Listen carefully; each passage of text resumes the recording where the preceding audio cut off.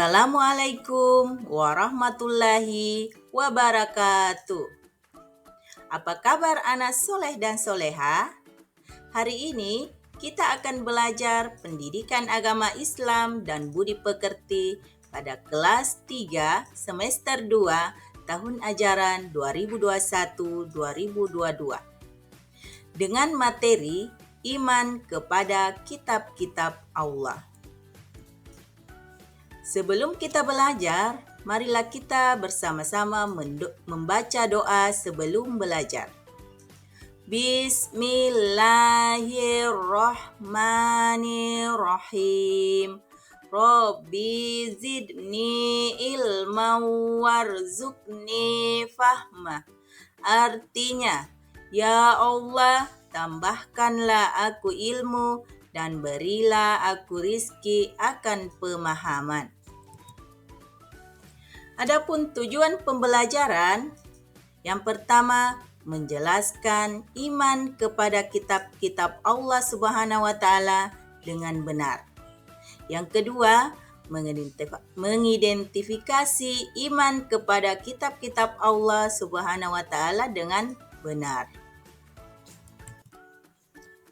Anak soleh dan soleha, pengertian iman kepada kitab-kitab Allah Subhanahu wa taala. Iman itu artinya percaya. Iman kepada kitab-kitab Allah Subhanahu wa taala berarti mempercayai bahwa Allah Subhanahu wa taala menurunkan kitab kepada para nabinya sebagai pedoman hidup umat dari nabi tersebut. Kitab-kitab itu berisi perintah, larangan, janji, dan ancaman Allah Subhanahu wa taala. Kitab-kitab tersebut merupakan firman Allah Subhanahu wa taala berupa wahyu yang dibukukan. 4 kitab tersebut yaitu Taurat, Zabur, Injil, dan Al-Quran. Di samping kitab-kitab tersebut, sebenarnya wahyu Allah Subhanahu wa taala juga ada yang berupa sahifah-sahifah atau lembaran yang bertuliskan firman Allah Subhanahu wa taala yang diturunkan kepada nabi dan rasulnya. Beriman kepada kitab-kitab Allah Subhanahu wa taala berarti kita harus mempercayai dengan sepenuh hati bahwa Allah Subhanahu wa taala menurunkan kitab kepada para nabi sebagai pedoman hidup umatnya. Yang kedua, kitab-kitab Allah Subhanahu wa taala yang wajib diimani. Kita harus yakin dengan sepenuh hati bahwa Allah Subhanahu wa taala menurunkan kitab-kitab kepada para rasulnya. Kitab-kitab tersebut yaitu yang pertama, Taurat. Taurat adalah kitab Allah Subhanahu wa taala yang diturunkan kepada Nabi Musa alaihissalam sebagai pedoman hidup Nabi Musa alaihissalam beserta umatnya. Kitab Taurat berisi hukum-hukum syariat dan akidah yang berlaku saat itu. Yang kedua, Zabur.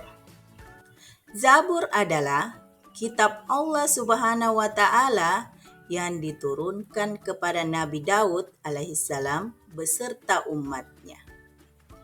Kitab Zabur berisi peringatan, nasihat, dan beberapa hikmah. Yang ketiga, Injil. Injil adalah kitab Allah Subhanahu wa taala yang diturunkan kepada Nabi Isa alaihissalam sebagai pedoman hidup Nabi Isa alaihissalam dan umatnya. Kitab Injil berisi penjelasan kebenaran, ajakan tauhid, menghapus sebagian ajaran di kitab Taurat, dan kabar gembira akan datangnya Nabi terakhir, yaitu Nabi Muhammad Sallallahu Alaihi Wasallam. Yang keempat, Al-Quran. Al-Quran adalah kitab Allah Subhanahu wa Ta'ala yang diturunkan kepada Nabi Muhammad Sallallahu Alaihi Wasallam sebagai pedoman hidup umat Islam.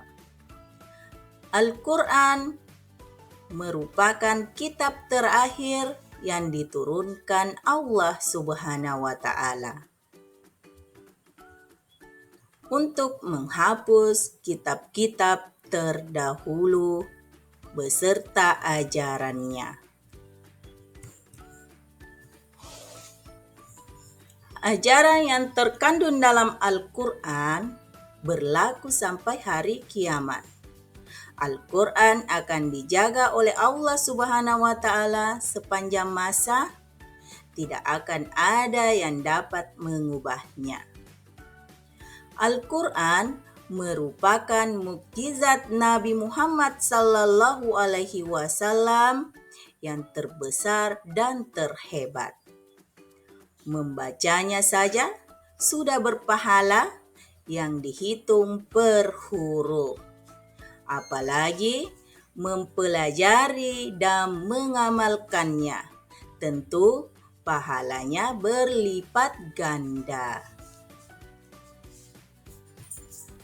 Ya, itulah tadi materi kita pada hari ini, yaitu tentang beriman kepada kitab-kitab Allah.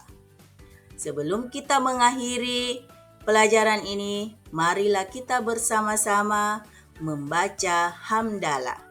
Alhamdulillahi Rabbil Alamin. Assalamualaikum warahmatullahi wabarakatuh.